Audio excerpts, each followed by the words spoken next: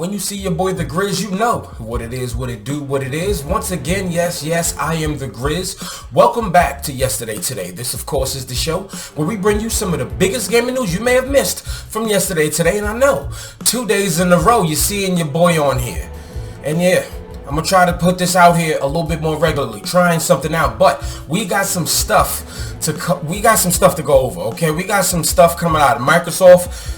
Ooh, that's pretty disappointing. And we got more bad news coming out of Ubisoft, and this is just some really heavy stuff. So, but want to let you know, if you enjoy these videos, hit the like button, okay? And if you're new here, hit the subscribe button and hit the notification bell so you know when your boy is posting. But with that out of the way, let's jump into this news. So let's start off with Gotham Knights, right? So if you haven't played it and you are still on the fence of it, maybe you was waiting for a sale, maybe you wanted to see if you could try it, well, if you have PlayStation Plus Premium, you are just in luck. They have a free 1 hour trial up now, and that was caught recently by PSU over on Twitter or PlayStationUniverse.com, and they're not blue marked or anything, but they are pretty solid when it comes to PlayStation news, and I definitely like this account and this website, and they showed it right there. PlayStation didn't make any announcement. I checked Twitter, there was no announcement from the Gotham Knights or anything like that. It just showed up. So,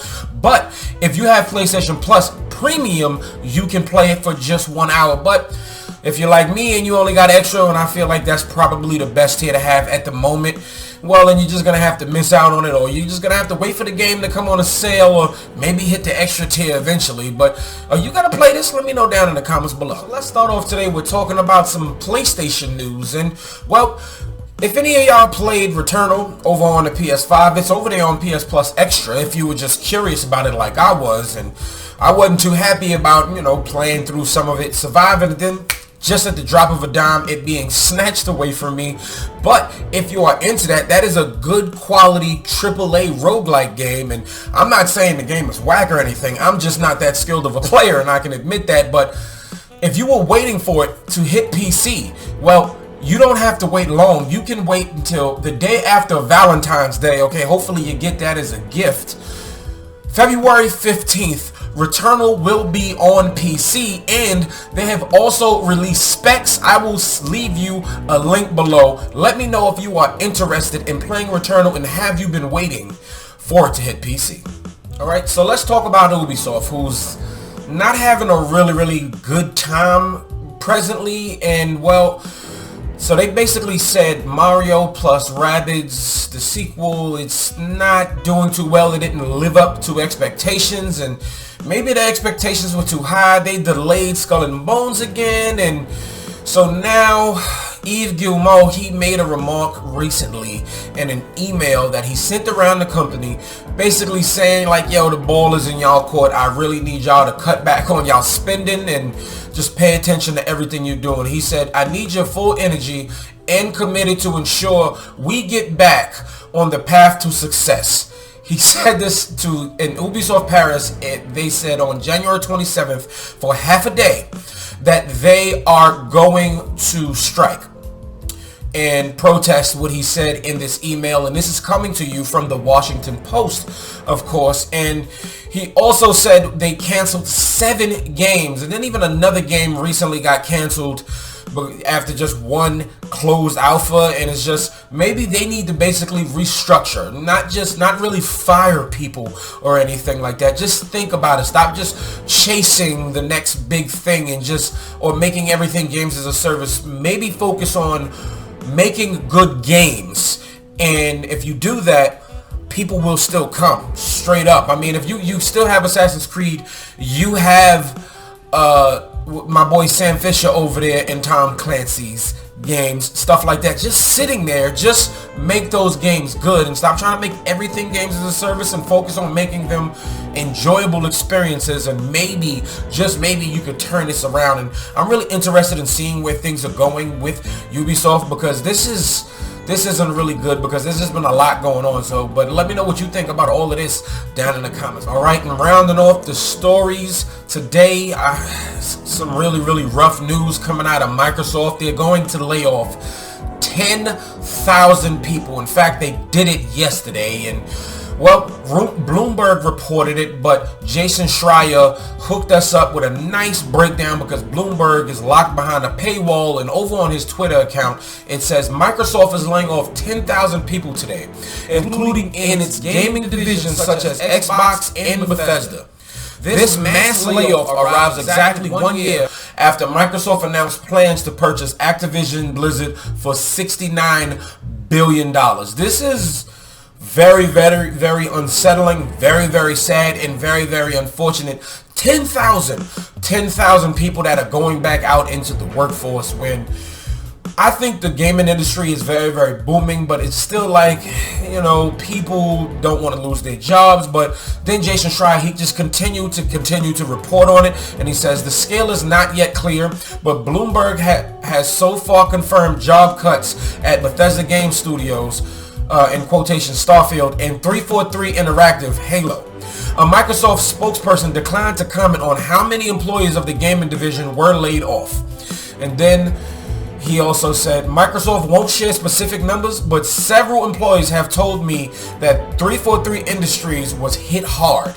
This comes in the wake of a long-running hiring freeze and a lot of contracted departures. This is very concerning on the part of 343. People have been leaving.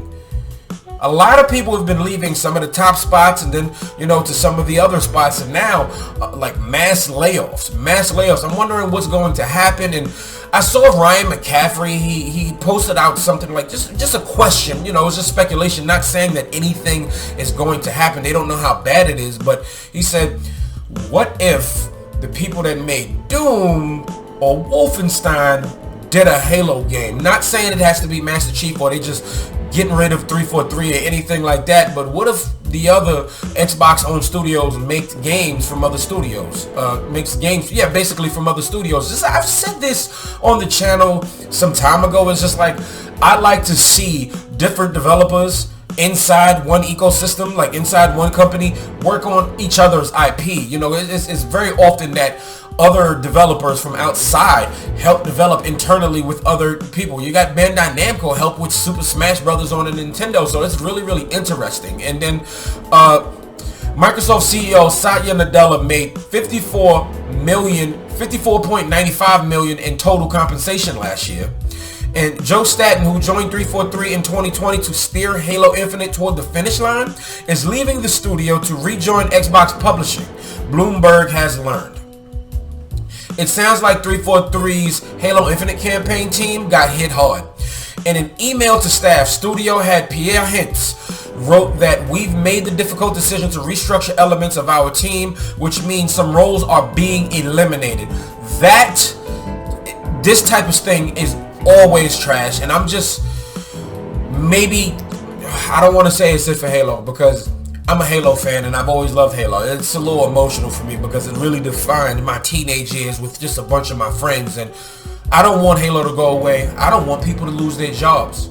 But honestly, Halo Infinite just wasn't the hit that we wanted it to be, and Halo really hasn't been the hit that it was supposed to be since Bungie hasn't been developing it. Let's just be real here. I don't think these last Halos were trash of anything. They just weren't hits. Now, Halo Infinite Online mode, fire. I really do enjoy it. There's some stuff that they could probably still put in there, but if you get on it right now, it's still serviceable. It's still very fun, but I guess it just wasn't enough, and they're eliminating positions. I hope that maybe they're restructuring and maybe they'll rehire some of these people, or maybe hope get some better employment for some of these people. Something. I mean, it's just really unfortunate. 10,000 people. That's really, really crazy. But let me know what you think about all of this misfortune down in the comments below.